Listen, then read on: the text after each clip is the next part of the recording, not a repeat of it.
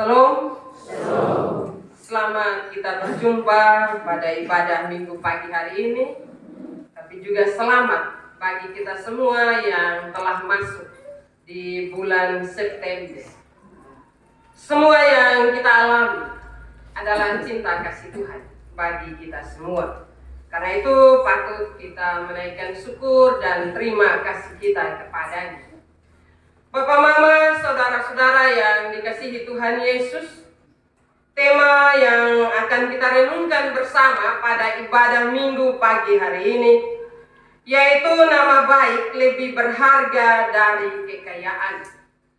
Sekali lagi, nama baik lebih berharga dari kekayaan. Bapak, Mama, saudara-saudara yang saya kasihi dalam Tuhan, dalam kitab Amsal pasal 22 ayat 1 hingga ayat yang ke-9, ini mengingatkan kita tentang pentingnya nama baik dan bagaimana nama baik itu jauh lebih berharga daripada kekayaan. Bapak, Mama, saudara-saudara yang saya kasihi dalam Tuhan kita Yesus Kristus, bukankah dalam kenyataan kehidupan ini seringkali manusia terobsesi dengan kekayaan dan kemewahan? Hal ini dikatakan bagi kita bukan berarti kekayaan tidak penting, tetapi sadar atau tidak, hanya untuk mengejar kekayaan manusia bisa meninggalkan Allah. Manusia bisa mengadakan atau berpikir berbagai hal untuk menjauh dari kehendak Allah. Kekayaan akan menggoda manusia untuk melupakan Allah. Kalau Bapak Mama bilang itu tidak benar, mari kita lihat ke belakang. Lihat kembali kenyataan hidup kita. Bukankah untuk mencari kekayaan orang tidak peduli dengan Tuhan? Hal itu, kekayaan akan selalu menggoda kita untuk menjauh dari kehendak Tuhan. Kadang kita bilang, oh tidak. Tetapi dalam kenyataan terjadi, Bapak Mama. Bukankah demi makan minum, demi memperoleh uang, orang tidak mau lagi ada di hadirat Tuhan? Orang beralasan bahwa hidup ini harus mencari, hidup ini harus kerja. Benar. Kita harus mencari, harus bekerja. Tetapi apakah dengan mencari dan bekerja melupakan sang sumber berkat dalam kehidupan kita? Karena itu Bapak, Mama, saudara-saudara, firman Tuhan pagi hari ini mengarahkan kita untuk kembali kepada nilai-nilai rohani yang sejati. Hal yang pertama, pengertian nama baik dalam Alkitab. Nama baik dalam perspektif Alkitab bukan hanya sekedar reputasi di mata manusia, tetapi lebih kepada karakter dan integritas seseorang di hadapan Tuhan.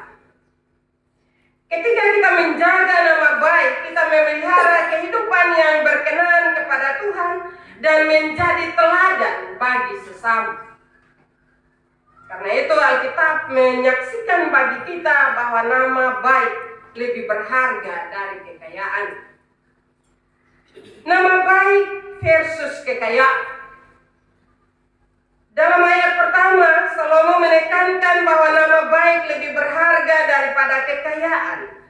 Ini menunjukkan Bapak, Mama, bahwa meskipun kekayaan dapat memberikan kenyamanan hidup, namun itu tidak dapat menggantikan nilai dari nama baik. Kekayaan bersifat sementara, namun nama baik yang kita miliki, terutama yang di dalam Tuhan, adalah kekal.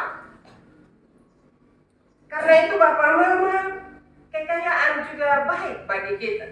Karena sekarang ini Bapak, Mama, kalau kita bilang kekayaan tidak baik, mencari tidak baik, kita juga pasti tidak hidup dengan baik juga.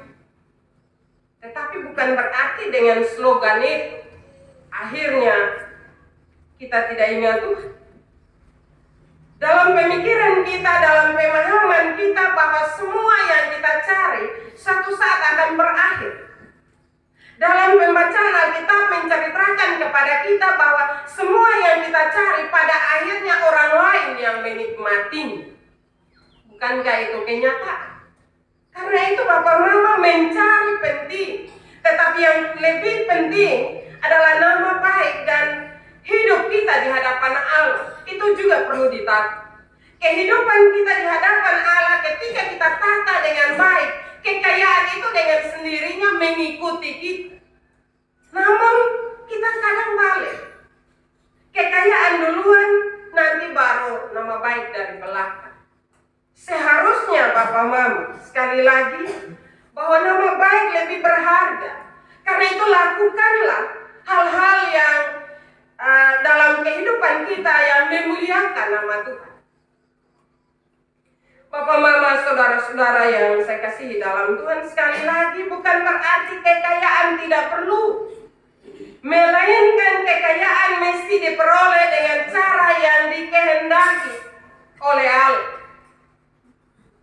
Kekayaan harus dipandang sebagai berkat Allah. Ketika kita melihat bahwa kekayaan itu adalah berkat Allah, maka kita akan lebih menghargai sumber berkat itu. Contoh nama baik dalam Alkitab itu banyak ya Bapak Mama. Yusuf.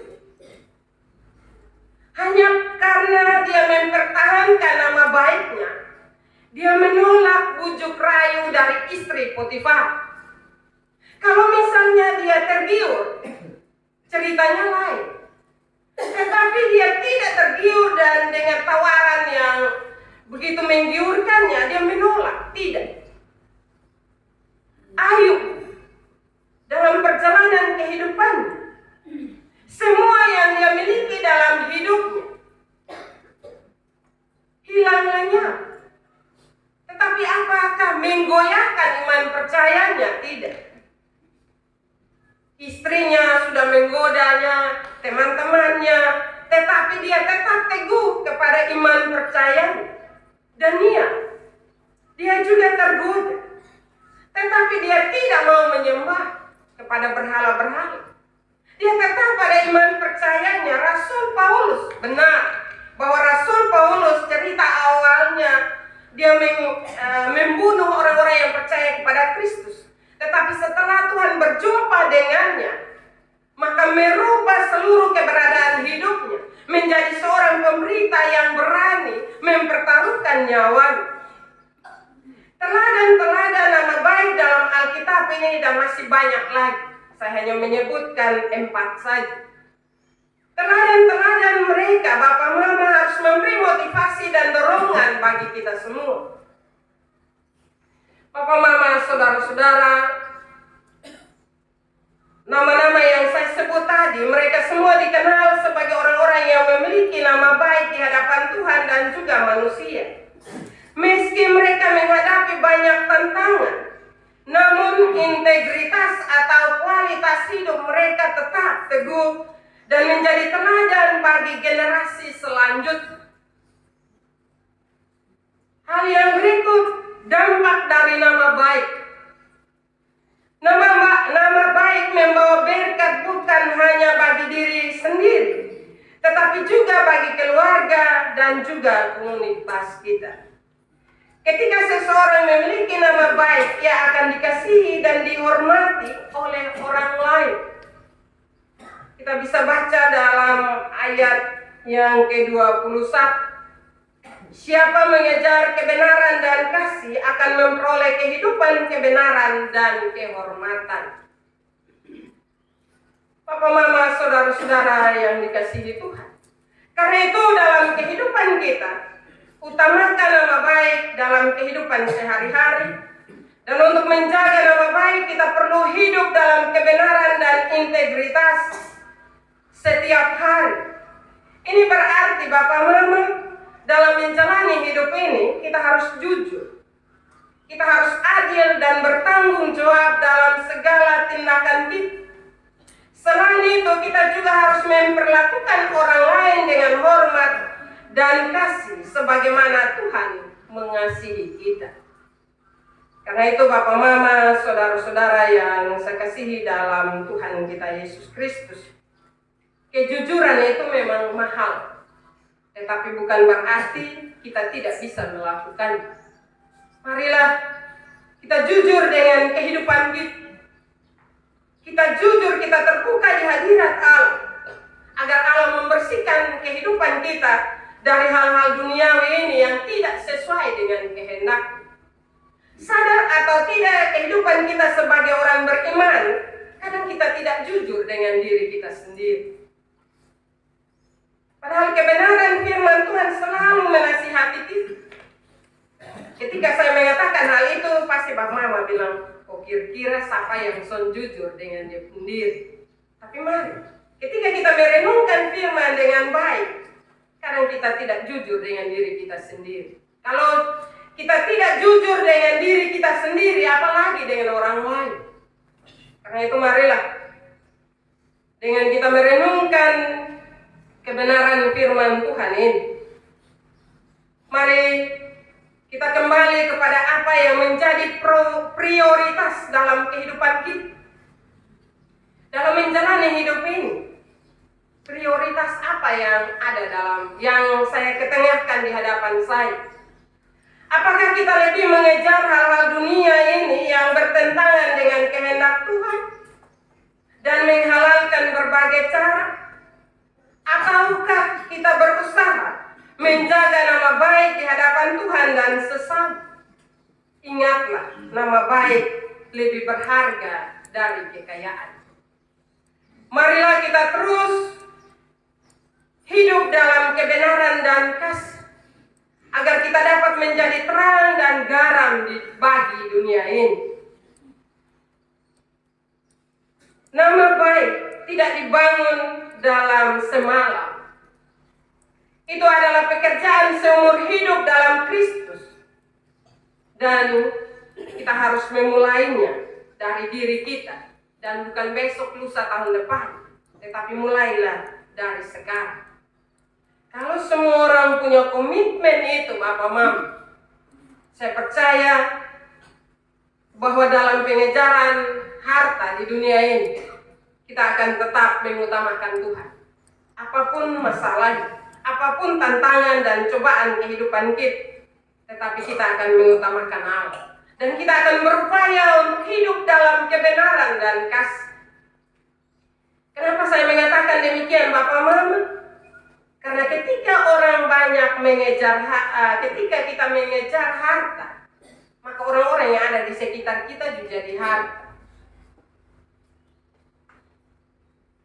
Amin, kok Bapak Mama? Karena Bapak Mama, ketika kita lebih mengejar harta, uang 1.000 hilang, mungkin anak bisa karena pokok habis-habisan. Kita bikin tanah seperti benda. Atau demikian juga suami, ketika uangnya mungkin 50.000 hilang, istrinya bisa kena mati. Suami bisa mengeluarkan kata-kata yang menyakiti hati istri. Demikian juga sebaliknya istri, ketika uangnya hilang, itu uang sahabat Mama, apalagi Mas, kasih pakai anak kecil Mas, dikasih hilang habis. Itu anak biar dia sayang pasti dimus kena cubit, kalau kena pokok pasti kena cubit. Demikian juga barang-barang berharga lain, atau juga HP sekarang ini kan tenar atau penting, toh Bapak Mama. Ini anak pegang tas salah, dia kasih jatuh. Yang keluar dari mulut kita pertama apa, Bapak Mama? Saya percaya Bapak Mama tahu itu semua. Karena itu kadang kekayaan, kita lebih mengagungkan kekayaan itu daripada hal-hal baik yang seharusnya kita tata dalam kehidupan kita. Karena itu marilah Bapak Mama, harta penting. Saya tidak bilang tidak penting. Tetapi ketika kita mencari, utamakan Tuhan. Dan ketika kita mengelolanya dalam kehidupan kita, kelolalah dengan penuh cinta kasih. Bukankah karena harta, bukan karena uang, kadang orang makan dengan air mata mengalir. Kadang orang su pegang piring semua makan, maka tompung bahasa 1 meter.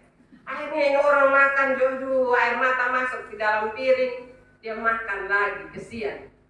Karena itu Bapak Mama, kasih penting dalam pengelolaan harta dan kekayaan dalam kehidupan kita. Ketika kita merasa itu penting, maka orang-orang yang ada di sekitar kita akan berharga karena dia adalah milik Tuhan. Firman Tuhan memberkati kita pada pagi hari ini. Amin.